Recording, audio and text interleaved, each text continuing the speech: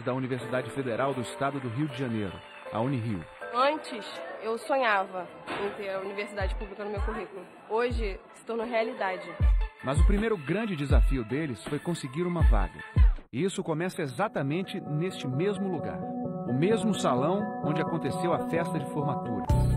Aqui começa uma nova etapa de vida, agora para os candidatos. E o Fantástico acompanhou a matrícula dos estudantes cotistas. A Unirio abriu mais de 1.000 vagas para 30 cursos. Metade dessas vagas é reservada aos cotistas. Nas universidades e institutos federais, as vagas de cotas vão para estudantes vindos de escolas públicas ou de baixa renda ou autodeclarados pretos, pardos ou indígenas, na classificação oficial do IBGE. O candidato pode se inscrever em cada uma dessas categorias separadamente ou numa combinação entre elas.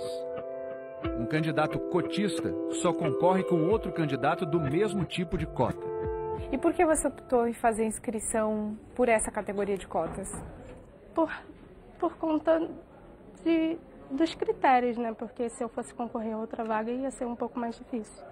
Para se matricular, o candidato cotista tem que apresentar documentos que comprovem sua condição. Aqui na Unirio, no semestre passado, 220 estudantes tentaram entrar como cotistas, mas foram barrados.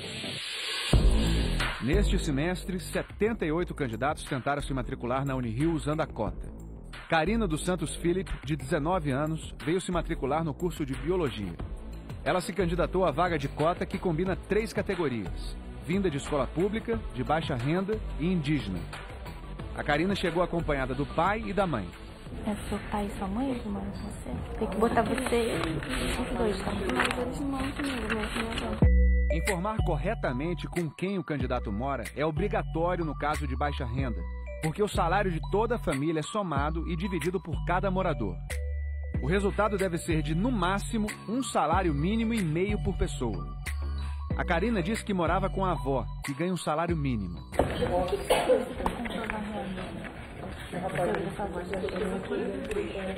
Tem a conta de luz. Mas a conta de luz que ela apresentou estava no nome da mãe. E isso chamou a atenção da universidade. Por que você não mora com a sua esposa? Não, tipo, é um irmão só. Eu moro mais com minha avó, no quarto mais ou menos dela. Para o Fantástico, a Karina contou uma história ainda mais confusa. Então você mora com seu pai também, né? Eu acho. Você acha que eu moro com seu pai? De um certo modo, sim. O pai da Karina, Delmar dos Santos, alegou que não ajuda no sustento da filha. Você trabalha com o quê? Pintura.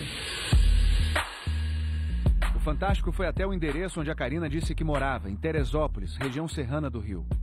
No lugar de uma casa simples, encontramos esse hotel, com o mesmo nome da família da Karina, Philip.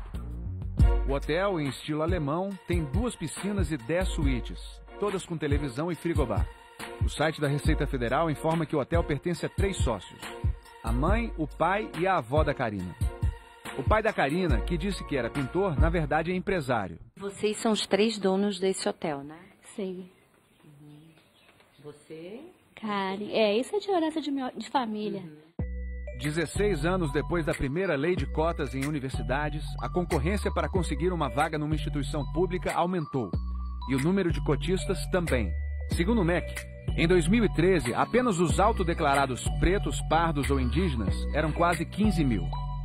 Este ano são quase 20 mil. Mas junto com esse aumento vieram denúncias de fraudes. Grupos de estudantes desconfiam que tem gente fraudando a autodeclaração para conseguir cotas. Uma questão muito complicada.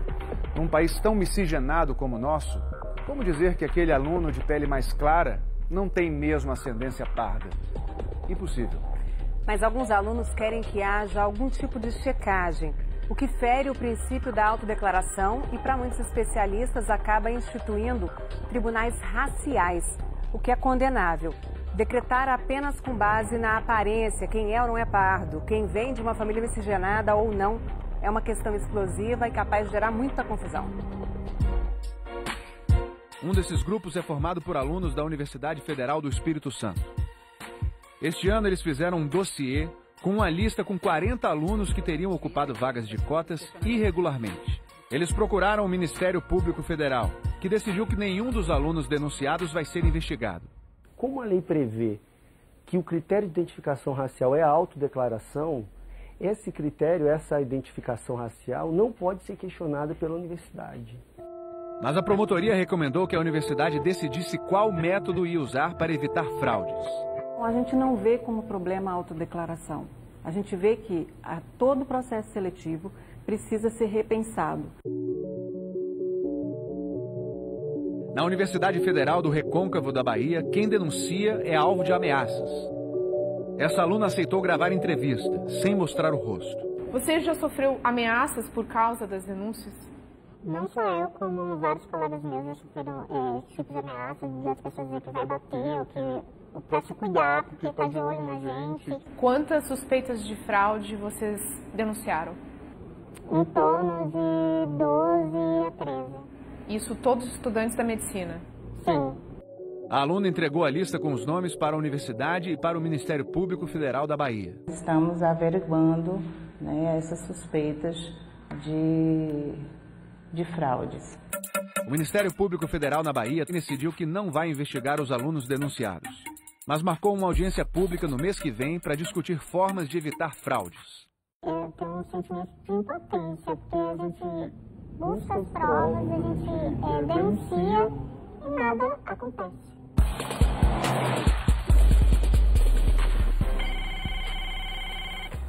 Quem é? Oi, bom dia, Maiara? Bom dia, isso. Oi?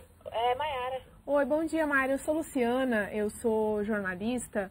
Eu estou fazendo uma reportagem sobre cotas em universidades e eu gostaria de conversar com você. Ah, não posso agora não, viu? A gente vai falar sobre o cancelamento da sua matrícula. Você não gostaria de falar sobre o assunto? Eu não gostaria não. Essa voz é de Maiara Aparecida Oliveira Freire. Em 2013, ela se inscreveu para uma vaga no curso de Medicina da Universidade Estadual do Sudoeste da Bahia, em Vitória da Conquista. Ela queria entrar na cota reservada para quilombolas, pessoas descendentes de escravos.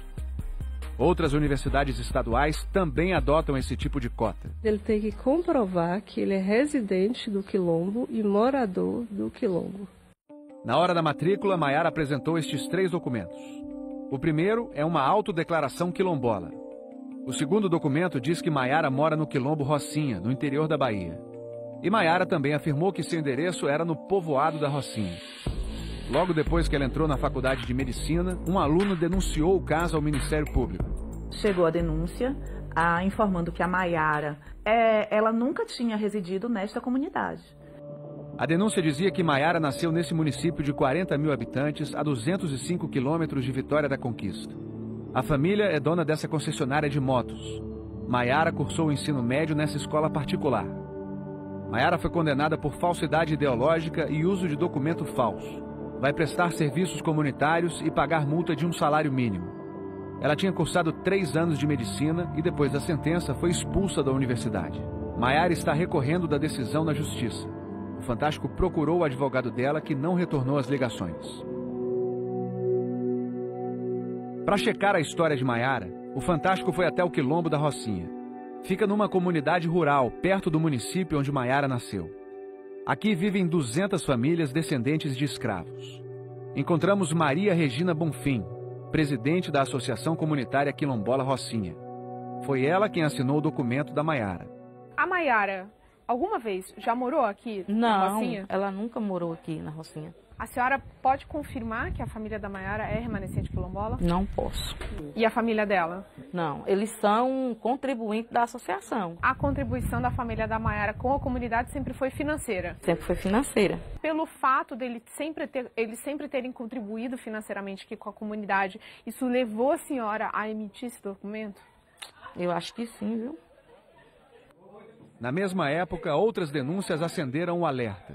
Nós recebemos uma denúncia anônima de que existiriam outros que estariam na mesma situação de irregularidade. O promotor pediu que todas as universidades públicas da Bahia que têm alunos quilombolas enviassem os documentos dos estudantes. 4 universidades públicas da Bahia enviaram documentos de 32 alunos. 22 eram do quilombo Rocinha. E todos os documentos assinados por Maria Regina. Metade desses alunos entrou no curso de medicina. Considerando que o quilombo É um quilombo pequeno, né? O número de estudantes que está se declarando realmente chama a atenção. O Fantástico apurou que outras 2 estudantes matriculadas no curso de medicina na mesma faculdade de Maiara apresentaram o mesmo documento que ela. Nunca moraram aqui no Quilombo da Rocinha? Nunca morou aqui no Quilombo. E elas não são daqui da comunidade? Não são daqui. Essas 2 estudantes contribuem financeiramente com a associação? Contribuem.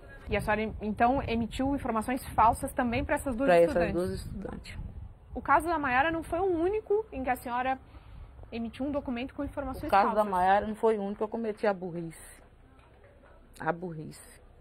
A Universidade Estadual do Sudoeste da Bahia disse que está investigando todos os alunos que entraram com documentos emitidos pelo Quilombo da Rocinha. Em outras universidades, a tentativa de acabar com fraudes acabou ferindo o princípio da autodeclaração e gerando constrangimentos. Em 2007, a Universidade Federal de Santa Maria, no Rio Grande do Sul, adotou uma prática acreditando que isso acabaria com as fraudes. Cíntia se declarou parda e veio se inscrever no curso de Direito. Mas para fazer a matrícula, ela precisou passar por uma comissão que decide quem pode e quem não pode usar a cota. A entrevista funciona assim. Dentro da sala, numa mesa, 4 avaliadores analisam características físicas da candidata e fazem perguntas. Se eu me considerava parda, porque se tinha gente na minha família que era parda. Sim, havia muito uma situação de instabilidade, de algumas denúncias. A Universidade de Santa Maria foi a primeira do Brasil a criar esse tipo de comissão e já impediu 20 alunos de se matricularem. Um desses casos aconteceu no ano passado. Um estudante selecionado para odontologia teve a matrícula negada. Ele disse que era pardo. O caso foi parar no Tribunal Regional Federal, que legitimou a decisão da comissão. Ministérios públicos de outros estados, como vimos, decidiram não investigar as denúncias, porque a lei diz que o que vale é a autodeclaração. Essas comissões, por uma questão lógica, geralmente elas são integradas por pessoas que têm uma militância em movimentos negros e indígenas, etc. Elas dão uma certeza de que não está havendo nenhuma fraude à lei. Muitos juristas são contra submeter os candidatos cotistas a essas comissões. Você vai submeter aquelas pessoas que fazem uma declaração de enquadramento nas cotas a um cheque, a uma testagem que cria um tipo de segregação. Você vai submeter essas pessoas a um constrangimento de terem que provar aquilo que estão declarando. Se elas forem fraudulentas, ok, elas vão ser detectadas, mas a grande maioria das pessoas não faz declaração falsa. Diferentemente das cotas sociais, em que você pode testar a renda, na questão da política de cotas, não só não se tem parâmetros, como não se quer ter parâmetros, porque senão você acaba reintroduzindo uma pauta de preconceito. Há, porém, quem defenda essas comissões. Essas comissões, elas têm que existir, pelo menos por enquanto, para sabermos quem é negro e também para que nós tenhamos a certeza de que a fraude está sendo retirada deste processo. Eu acho que essas comissões reagem a um problema bastante grave, que é a verificação de que algumas pessoas estão fraudando declarações e sem serem beneficiários potenciais da política de cotas, porém, as comissões trazem, ao meu ver, mais problemas do que soluções. Lembra a Karina, que a gente mostrou no início da reportagem? Ela tentou se matricular como cotista de baixa renda, mas a família dela é dona de um hotel. A universidade impediu a matrícula da Karina. Surgiram alguns indícios de que ela não se enquadraria nesse critério de renda. Hoje, Karina estuda numa faculdade particular. Quando a pessoa é pobre, não tem como. Mas como a gente tem uma situação média, por exemplo, eu tenho isso aqui, mas eu não estou ganhando nada.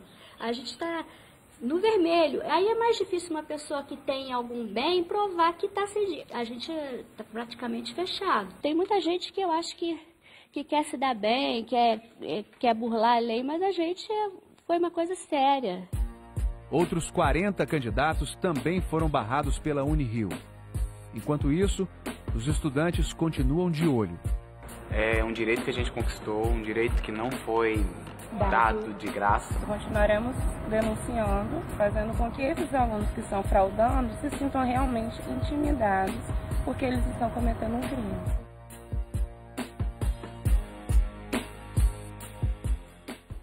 E um temporal provocou hoje muitos estragos em Santa Catarina. Em Tubarão, no sul do estado, uma criança